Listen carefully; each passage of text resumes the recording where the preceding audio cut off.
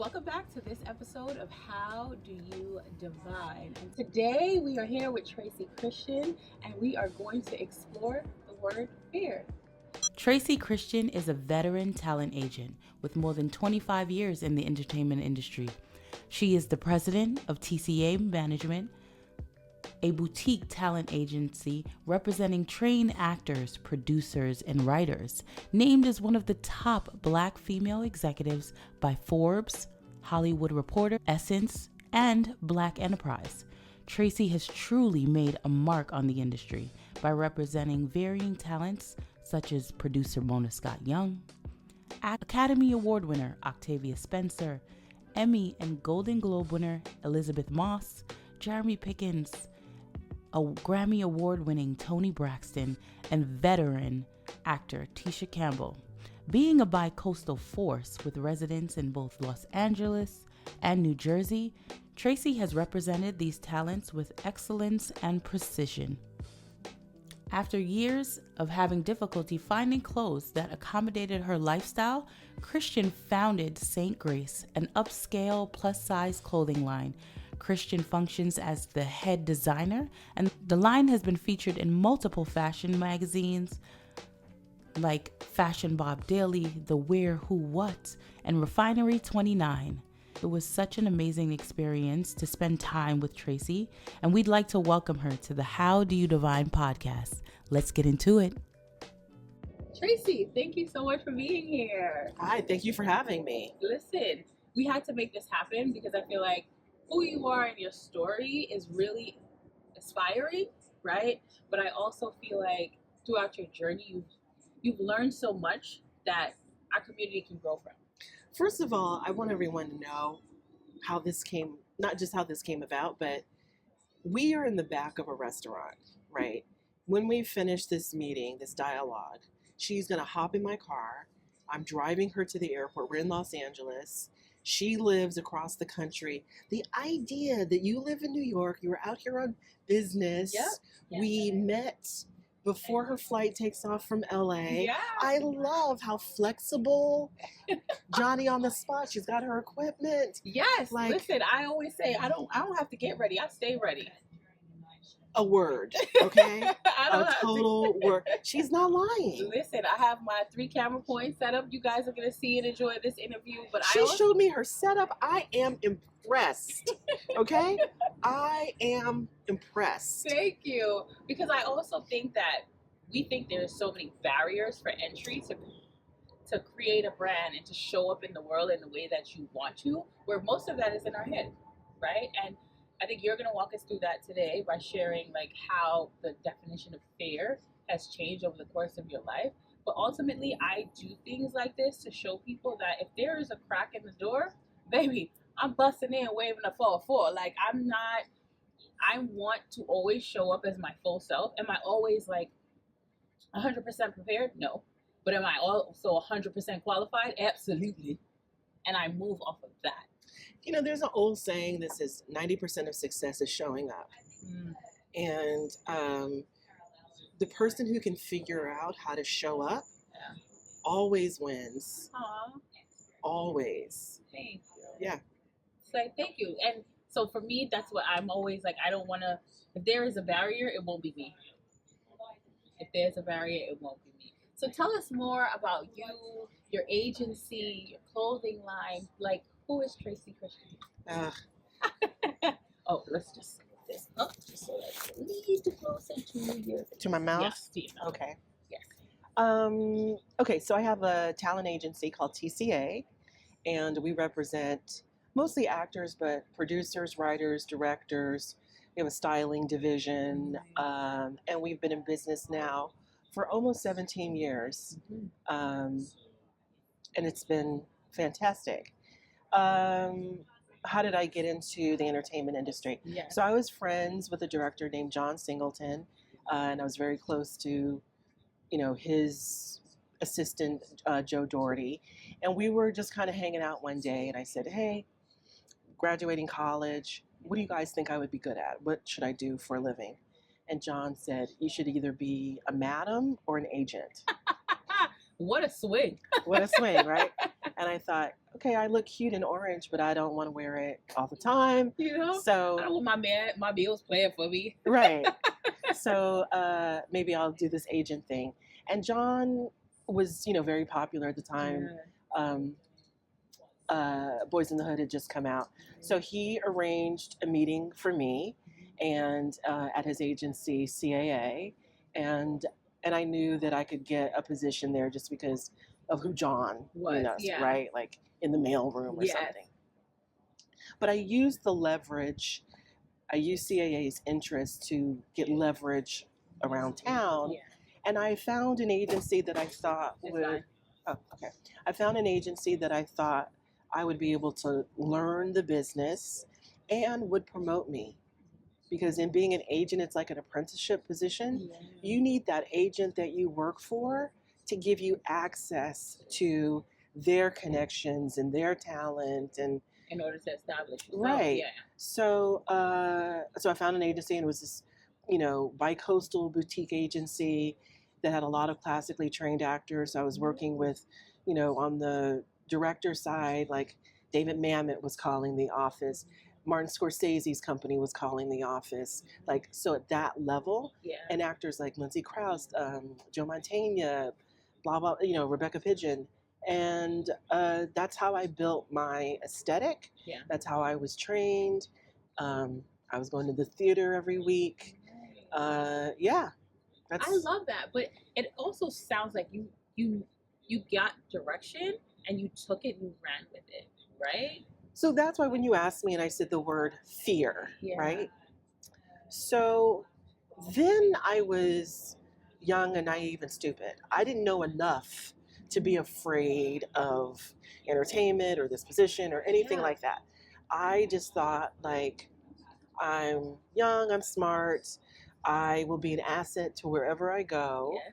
No one will be able to outwork me. I may not have, a degree or a credential in this field, but I'm that girl, like, I'll stay there till midnight, Nice. figuring it out. To do the work. Yeah, I'm willing to do the work.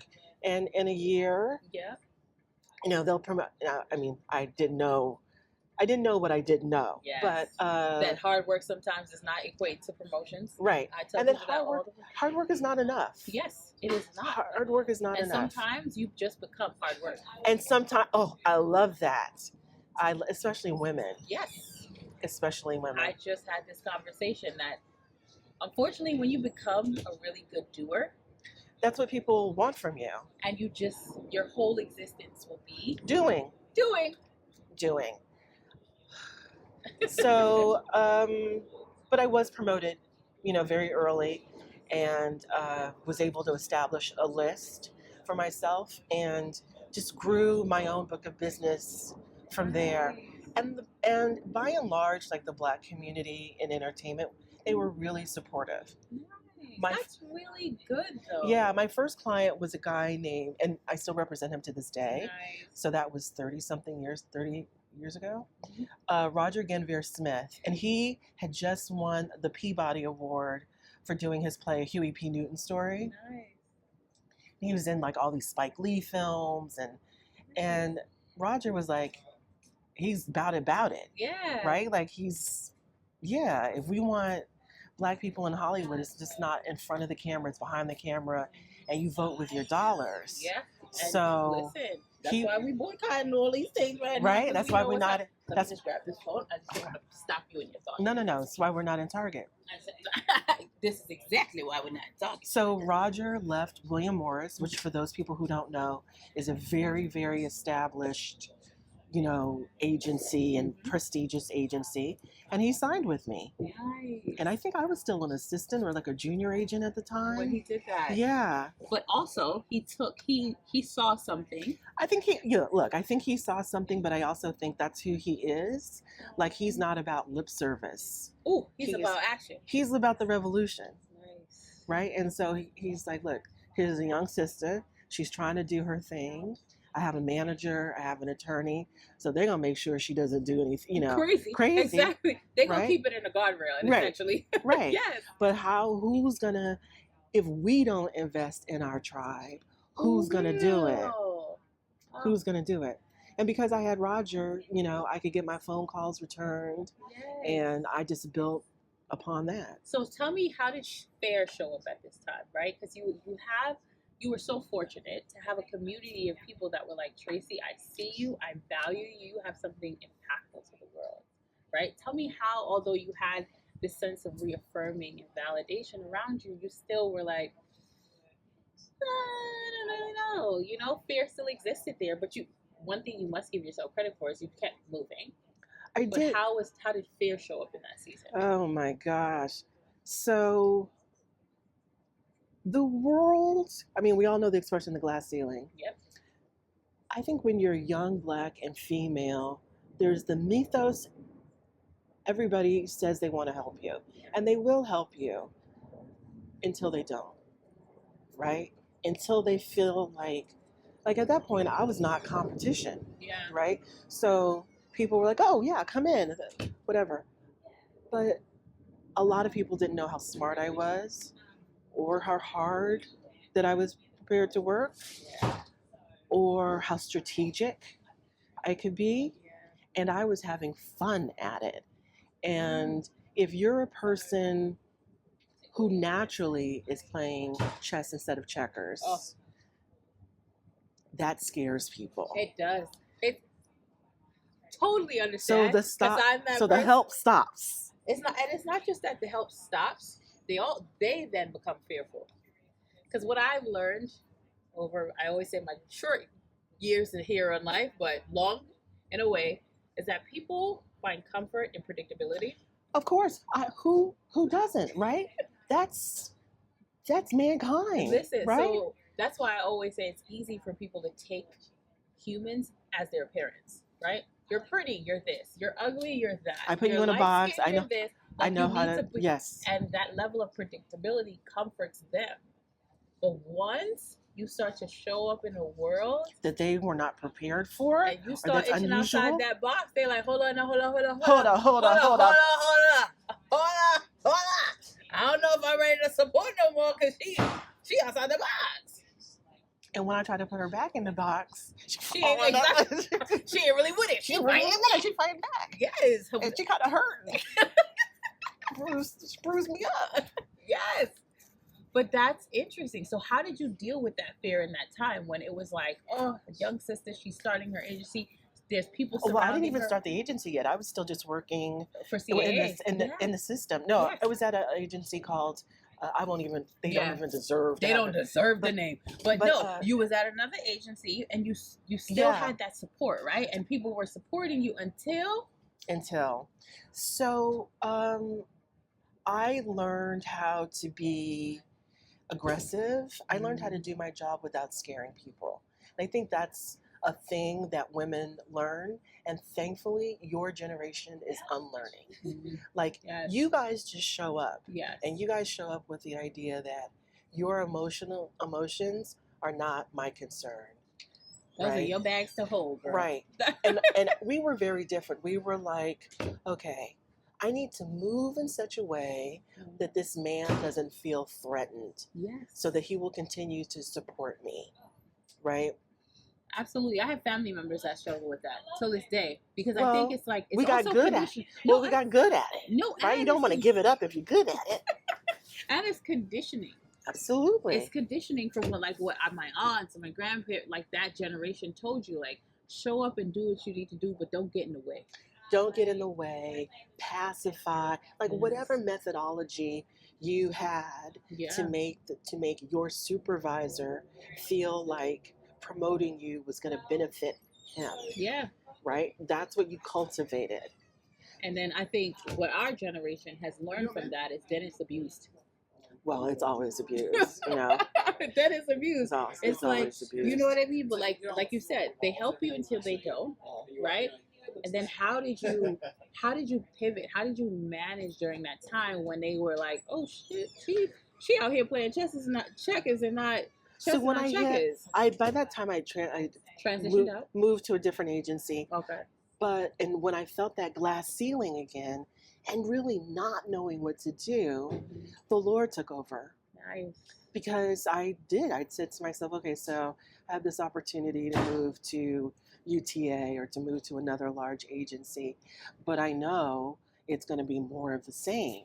Is this just going to be my lot in life? Is this the journey of an Yes. agent? Yeah. Mm-hmm. So this is being totally transparent. So a girlfriend approached me and she's like, well, you should come work with us. And she was at a styling agency. They represented hairstylists, makeup artists.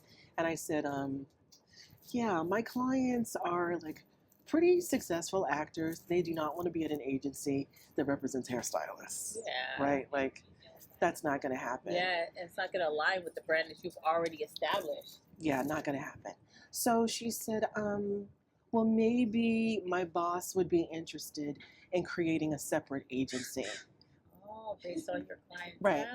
So I said, okay, whatever. So I talked to her guy over the phone, and we had like a 5-minute conversation. And then he said, okay, well, when I come to LA, we'll get together. Yeah. So he came to LA, and we sat down and had dinner, and I picked like the total wrong place to take him because I couldn't think of anything. And then he said, okay, so let's do this. And he goes, I'm going to be back out here and we'll drop all the, do all the things. And I was like, okay, whatever. Look, I'm in Hollywood. People say that they're going to do things that everything. Don't end up Listen, I hear about that Hollywood life. So girl. They'll look you in your face and be like, people, I'm for you. Not only in Hollywood, but LA is a place where they yes you to death. They're just so funny to New me. York is a place like, no, I don't like you. We'll never do business. We're keeping it a buck with you. We're going to let you know. You probably never going to see me again. New Yorkers, New Yorkers are very straightforward, right? That's why I think LA is so funny to me. I find it so comical, and I hate that people are always like, why do you take these things as jokes? They are not jokes, but I'm like, it's funny because they believe that I believe them, so then it's funny. Oh, okay, in that case, yeah, then it is funny. But yeah, LA tends to get yes you to death. Yeah. So, so I didn't pay any, attention. Oh, so you're like, this is a good be in here. I ain't probably never go ahead for this man again. Right? So I've met this guy. I've spoken to him 3 times. I've met him twice. Yeah. And this, like the second time we met, he had, I'd printed out my client list and did everything, appropriate, although I didn't know. And he said, okay, I didn't really look over what you sent me. And he said, how much money do you need to make as a salary? Okay. And how much money do you think we can make? And I said, well, if you look at page 2 of the prospectus, that. Yeah. And he said, if you look page 2 of the proposal that I sent you last week ahead of this meeting that you didn't read, but I'll talk you through it right now, sure. Yeah. So he said, he goes, just tell me. And I said, yeah. And he goes, all right. So when do you want to start? And I was like, excuse me? Excuse me, sir? And ¿Por qué? ¿Por qué? And he said, yeah, let's start. Why don't you give notice? And that's when it got scary. And I went back to the Lord, and I had all of these conditions like, okay, the office has to be in this kind of place and look like this and this and all of these things. Because I said to God, I am too old to start over. Oh. Okay? You hear all these horror stories about, you trusted this business partner, they ran away with the money or the money ran out or, all very human things. Yeah. I'm too old to go through that. Yeah. And I take care of my mother, and this has to be for real. So, like, Jed chased me around for probably, I don't know how many months, telling me to start. Let's start. What was the hesitation? Were you Everything, afraid of, like, it being real? Like, yeah. What was the fear? No, I wasn't afraid of it being real. I was afraid of it being not real. And I'd never done something of this level before. Right. And to my knowledge, I didn't really know any women who owned an agency, much less any Black women. Usually when people start agencies, they get a big, $50 million investment from some fund or something. And of course, they're white men. And they start an agency with some linchpin clients. Like when you start an agency, you don't start an agency with George Clooney. Yeah. You start an agency with Tom Cruise, Brad Pitt, George Clooney, Matt Damon, and Ben Affleck. You start with the collective. Yeah. You start with $200 million, $300 million in billing. Oh, right? yes. And so this is all new. It's like, how do I start it without was these? all wrong. Yes. It was all wrong. But I always kind of boil things down to simple math, right? 1 + 1 makes 2. Mm-hmm. But it also reminds me that we need to know when operating the word in divine order with God, He does not operate in simple math. Okay, so my girlfriends at church were all telling me to move forward. And I had all the confirmation in the universe, and I was angry about it. Ooh. Because I just felt like these people don't understand, Yeah. And there's nobody in my church that operates $100 million business, even a $10 million business. So they don't know the risks they trying to tell me to take. Right. They're trying to, like, am I going to live at your house? If exactly. Fails? Is me and my mama going to be in your guest room? Like, right? If this fails. And if these clients that I have decide to leave me, or they're poached, or whatever. What happens if the worst happens? What happens? Yeah. So yeah. How did you navigate that fear? Because that's real. I always say that. I had a ton of real world, and if you see me doing this, it's because it's cold. It's cold. We're in LA, but it's cold. It's LA. We in LA, but the breeze is breezing. Okay. Like, you see me with this little coat on. Like, this breeze is blowing. But so yeah, like, what happens? And while I was, going to the Lord, I also felt like I don't want to be foolish, number one. And I mean, I know, like, look, the rain falls on the good and the bad. I did not want a situation where I start this business and the Lord is taking me through it, and whatever, and ultimately it fails, and the other Lord will be there. Like, no, that's not the testimony I want. But you know what? To keep it real, I'm with you on that, because that's what I'm always like. Let's be clear. I've gone through enough adversity, baby. I need to live a nice life. Like, Jesus, take me off your strongest saint list. Right? Listen, I'm a warrior. I just can't be in the mud no more. I've been there, done that. Can't do it no more. I don't want that anymore. No. But then I also feel like He puts us at these intersections. That's like I always feel like God also be like, He be thugging it with us as His kids. He be chin checking us, because we really don't listen. And I say that we with me in it, right? That He chin check us. Like, so is it faith, or is it you? Let me know. And I'm like, please. Please. You like, could you just map out the next 5 years and make sure I ain't gonna go broke? If you tell me I'm not gonna go broke, just map out the 5 years, then I'll be faithful. But is that faithful? But that's not faith. Oh, but that's Tracy. not faith. Right? That's not faith. So how did you get over this fear? Okay. How did you get over the fear? Stupidity, I think. No, faith. So, this, good for God. Don't it make you laugh, and just so also many like things. Oh. So many things. So yes. I came to Christ through my assistant. Mm-hmm. This girl, there's no way I should have even hired her. That was God too. How she even got that job? But anyway, unqualified, but just be in there. Just be in there. I love that for us, though. Being the best assistant that company has ever had, and only working for me, and whatever, all these things. Mm-hmm. So she was really like, go. She's like, go ahead. Yeah, all these things, like the opportunity to create, the environment that you want, and blah, blah, blah, blah, blah. She's really enthusiastic. And then my other friend in our little, group from church, we were talking about, we would go to church and then go back to my friend Sylvia's house and watch movies, and then go to night service or whatever. So there's an Indiana Jones film where, Indy's running like from the Nazis or somebody, and he gets to this cavern and he's checking the map, and the map shows stairs, right? But he gets there and there's no stairs. So he's like, oh, somebody blow up the stairs. And he tries every incantation, whatever, his whip that he has, it's not long enough to go across the thing. And he's like, what do you do? What happens now? What do you do? And he puts his foot out. And when he puts his foot out, a stair comes. a step comes. Tracy! And he puts it back, stair disappears.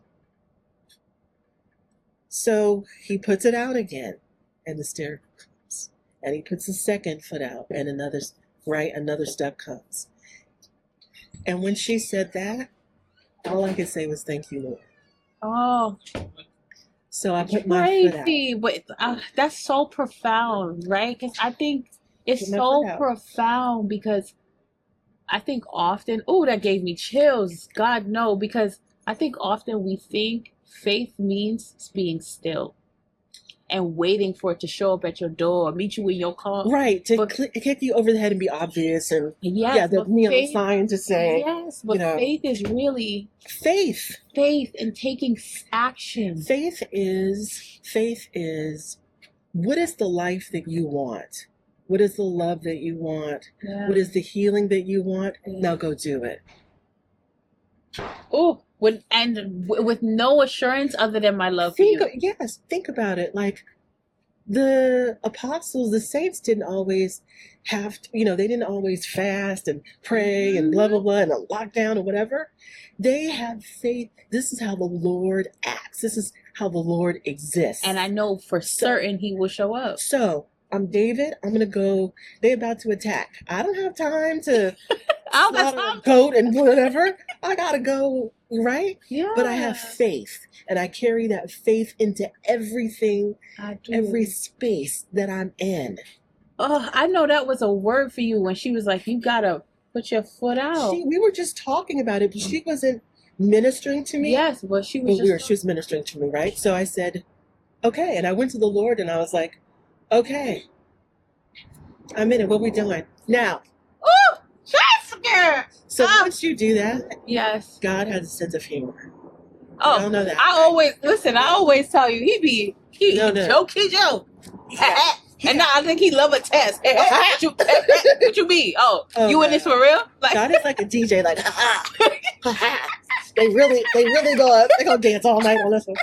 Okay, so the first thing was, so my business partner takes me to the #1 entertainment building in LA. Yeah. And he's like, okay, this is where your office is going to be. Yeah. This is what he says. Ooh. I'm like, okay. All right. Now, the Lord had given me a word, and he said, I'm taking you to a new place, building a new place. Do not take anything from these people. Now, when you leave a job to go to another job, you might take your favorite pen, or stapler, or whatever. Listen. Right? That's normal. Your favorite, yes, for sure. That's normal. Nobody is upset. They expect you to take some copy paper, your favorite pen, okay? Right? Now, in my industry, when agents leave, you take all your files, your contracts, of course, your client's information, all of this stuff. Technically illegal, but everybody knows you're not, right? You're not just going to hand them your not just saying the Rolodex. Whatever, exactly. right? You're not going to hand them your Rolodex to go and try to, that makes sense. Right? So the Lord was very clear. Don't take anything that's theirs. Everything that is theirs, leave it. Everything that's theirs, leave it. Okay? I'm going to do this. Very, very clear in my spirit. Leave it. Okay? I'm going to do this. Very, very clear in my spirit. Okay. So I have, let's say 50 clients that I look after. Yeah. The only clients that I told that I was quitting were the 7 that I brought to the agency who no longer had contracts at the agency. Those were the only ones I even spoke to, and I invited them to move with me. Yeah. Everybody else, I didn't contact. Now that does not happen. I was just about to say, because technically you're leaving your revenue. You're giving them your revenue. Not technically. Yes. She said, not technically, girl. That's what I did. I said, they can have exactly that. What I did. Now this manifests all for me. But I just, Tracy, you gotta see how that's. No, it gets better. That's nothing. That's nothing. So I had an assistant and a young white straight man, right? And he knew that I had been looking for work, Yeah. and because he's getting calls from Yes, different agencies agencies, or and whatever. he doing a little math. He doing Right, he picking up what you put down. But I haven't said anything Yes. to him, right? And agents do speak to one another, so Yeah. right. So he hasn't said anything, and then one day he comes in my office and he goes, "When are we leaving?" Ooh, And I not heavy on the we. Tracy said. And I said, I looked that up. and by the way, the other thing about him is Was it? he is, what do you call, I'm forgetting the term, but his family is very well off. Oh, okay. He doesn't have to They work. call them nepo babies now, but I just feel like their parents did what they were supposed to be doing. Because listen, parents are not. God willing, my baby's gonna be nepo babies. You hear me? I'm telling y'all that right now. And I ain't no shame in His it. parents are not in the business, but he didn't have to work.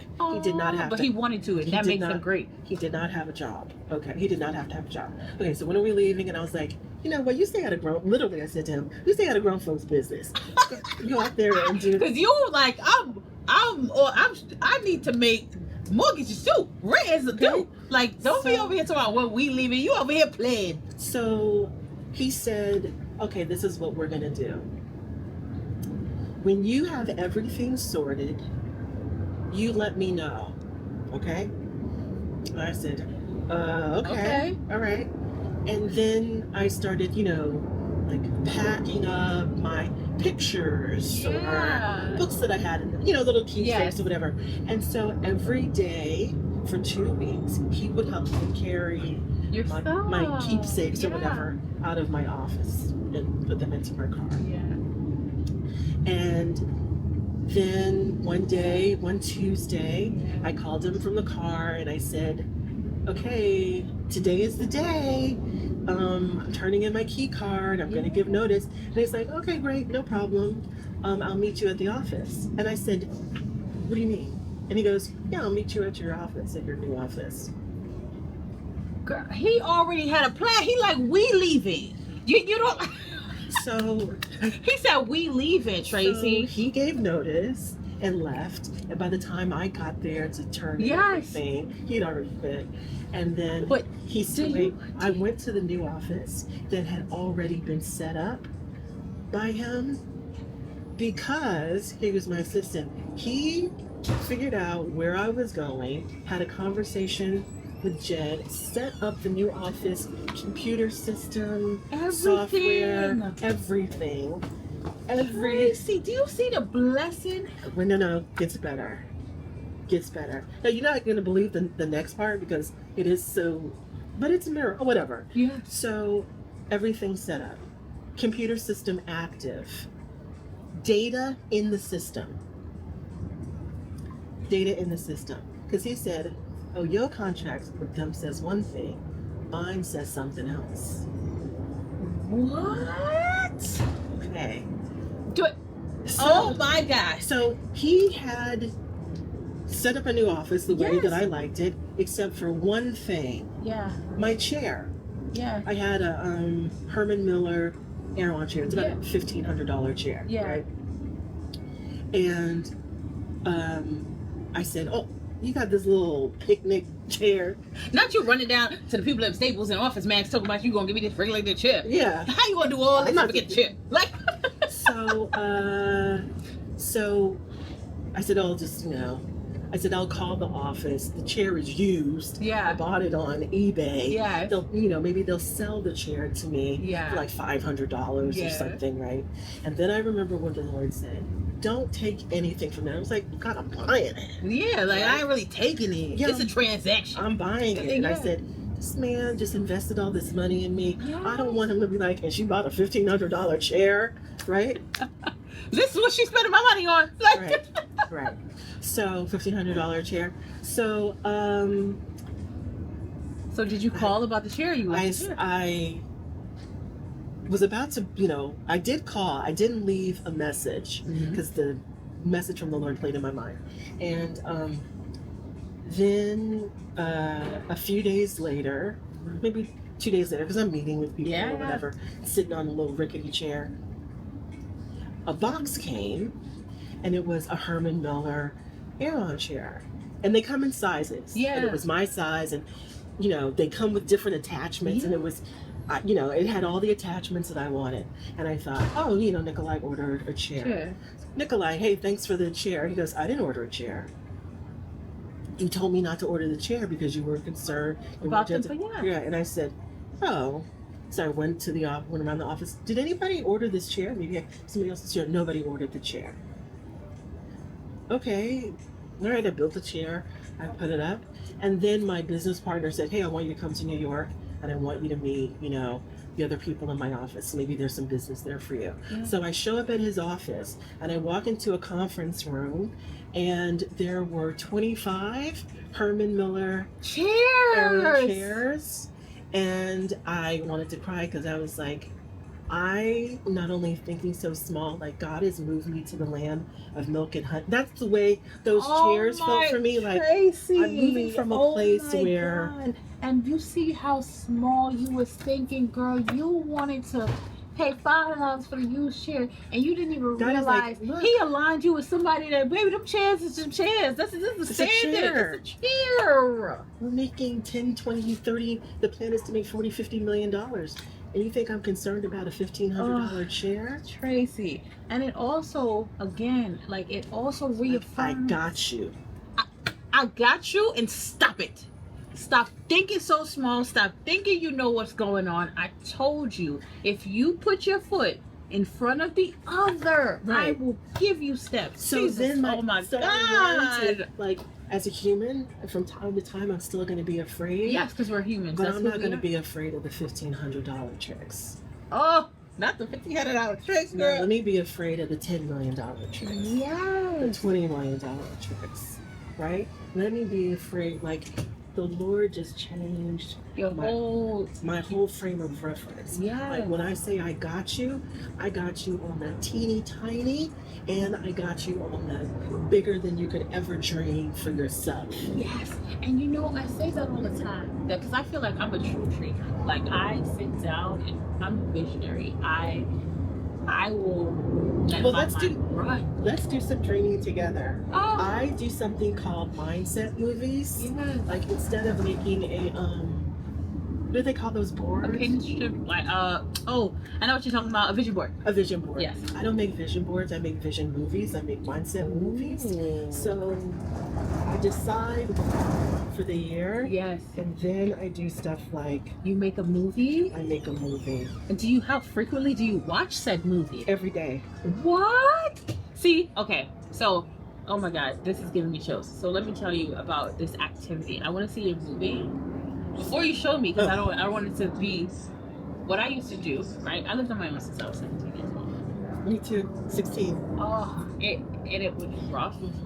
And while I'm always like, I'm a warrior, that is not who I am inside. I want peace, I want happiness, I am positivity. Inside, I'm a little girl, and I want to... And I want to be well, and I want to be around well people. But we grew up in circumstances where I had to be rough Sheeta the jungle. Listen, and a no limit soldier. You hear me? Yes. And so throughout this time, I'm also like very disciplined, and I'm also like, I work for what I have. I don't want no free handouts. God sends what I work for what I have, because I don't want to be obligated to anything that's not tied to goodness. You know what I mean? And so what I used to do in like my darkest moments, I would visualize in deep detail what my life would be like when his vision for me showed up. And Tracy, when I say deep detail, it makes me emotional. Like, I used to think about when I open my eyes in the morning, what will I see? How would my bedroom look? How would I brush my teeth? How would I have breakfast? What would my days be? What would I be hearing? These are the things that filled my spirit in the darkest times of my life. Like, that's why I have such a complex relationship with like food and the way I operate. I've always kind of worked on like nimble and what needs to happen. Like, what am I going to do today for that vision of sneakers tomorrow?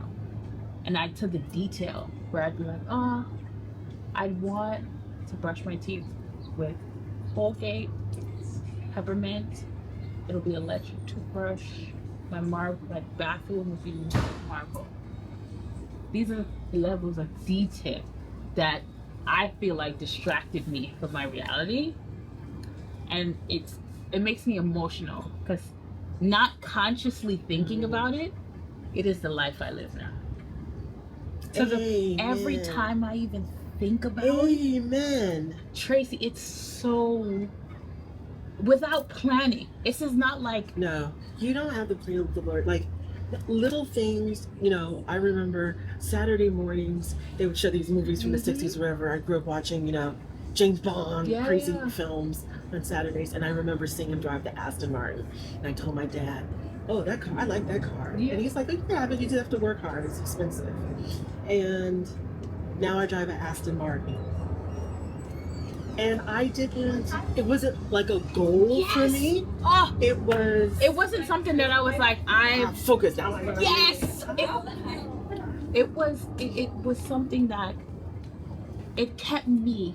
It comforted me in the darkest moments. And it was just things that I told myself and in detail. The Lord, I will like do something or be in a place, and then it'll come to my mind how at a point in my life I wanted this, or I was really working for it, and then life happened and I forgot about it.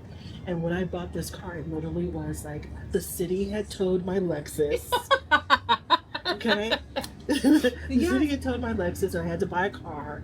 So I was like, okay, I tried the new Lexus. I don't like that body. Okay, well, let me try this. I kept trying different cars and none of them were what I wanted. And I thought, an Aston Martin, they came out with the SUV. I was like, girl, that car costs more than your house. Yes. And I said to God, like, can I buy this car? Like, I said, look. Am I tripping? Right. If it fits, my big behind gets in it, and it's comfortable, I'm going to buy this car. Don't play with me now. Because it was the pandemic, money was not coming in, all of that. I got in that car and I was like, oh, I'm home. I'm home. I gave the man my American Express. You like, run it up. Put the car on the American Express. Run it up. I'm going to have hella points. Yes. I'm going to take a few trips off of this car right here. That was it.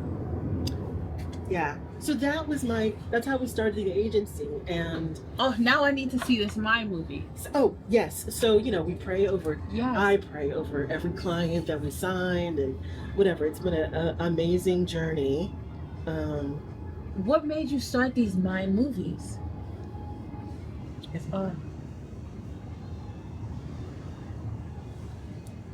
So I haven't shown this to anybody else. You're the only one. So you cannot. I feel privileged. I comment. feel so privileged. No, I'm not commenting. You guys can't see. This is No, you can't. it's just for her.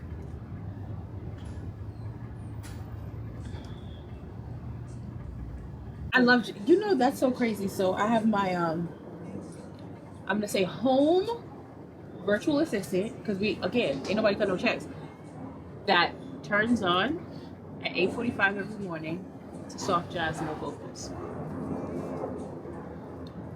That is beautiful, because it takes a level of consciousness to put that video together.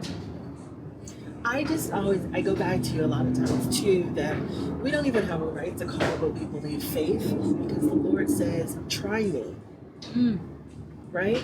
And we've all tried him. Our faith is based on God showing up. It's not based on just how we operate. And listen, it's based on like how many times I've been in a spot and prayed and he's rescued me. How many times I needed provision and provision has arrived. Right. It's based on him doing. Yeah. So how is it faith?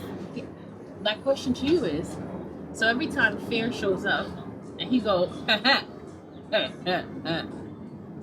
how is that not just reaffirmed your faith, but also showed you what the definition of fear really is? One thing is, a lot of times, I'm not going to say anybody else, I'm afraid and I don't realize it. I got to recognize that it's fear. Yeah, that it's fear. And then I know what to do to, rip it apart, to break it down. When do you reflect and go, oh, that was fear? That was me being fair. I think that's, journaling, that's prayer, that's fasting, that's being reflective and really trying to do the work and be honest with yourself. You know, why aren't, even when I don't like somebody, right? Yeah. I'm thinking, that person didn't do anything to me. Why don't I like him? Listen, in Caribbean culture, it'd be like, Miss Spirit not take you. If Miss Spirit not take you, that is a valid reason. But truly, though, Right? But Because truly, a lot of times I don't like that person because I feel like they might be smarter than me or whatever. Right? But so to analyze those things, to face my own Fears. stuff. Yeah, my own fears. And then I get to change it. Right? I give it to the Lord and I let him use it. And he normally creates something better. golden for me.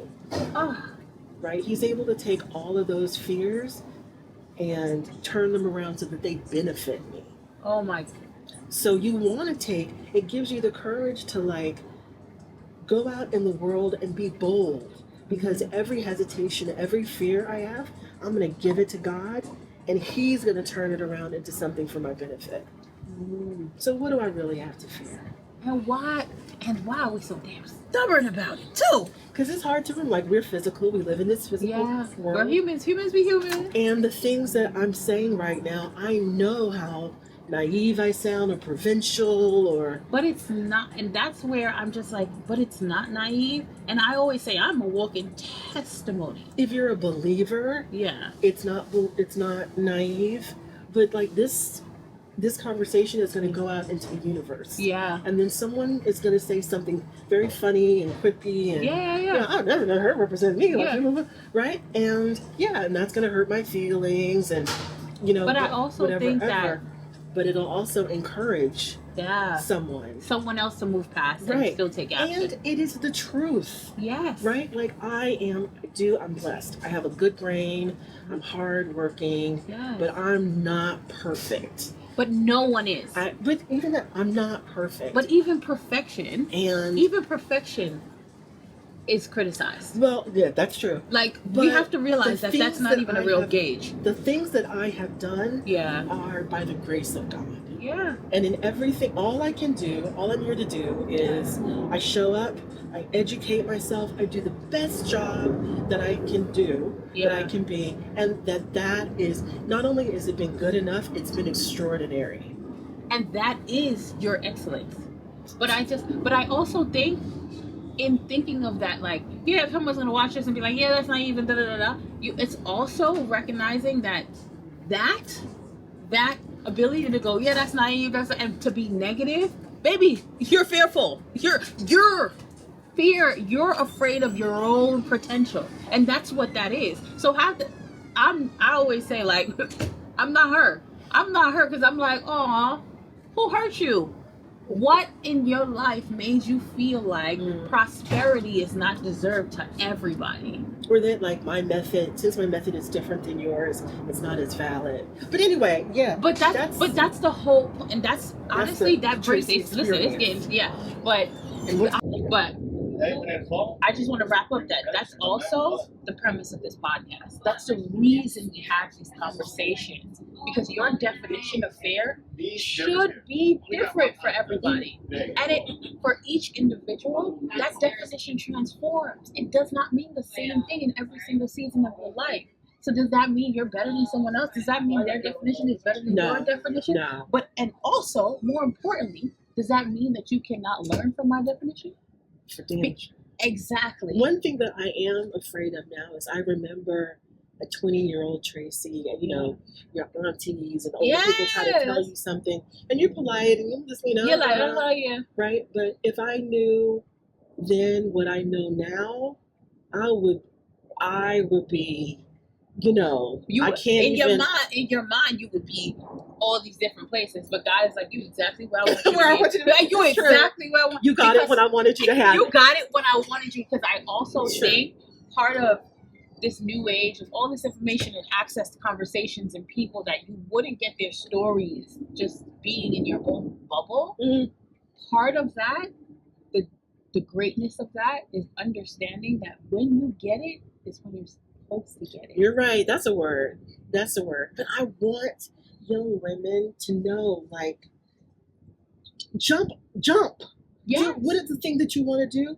Do it. Yeah. Right. Don't wait till you're older to try to do it. But also, not knowing the dream, not knowing where you want to go, should not paralyze you to move forward. Okay. So all of you guys, the smartest thing that was said in this conversation today, she just said, not knowing where you want to go should not paralyze you. You have to, you're like a shark. If you stop moving forward, you're dead. You need to put one foot in front of the other every single day. The length of the stride doesn't matter, but every single day, make a move forward. Yeah. Do something. It's not about the direction. It's always about the details. Okay. Tracy, thank you so much. We're going to have to go. Yes, thank you so much for this conversation. This was so amazing. And no, thank you. And this is How Do You Divide? There. Bye.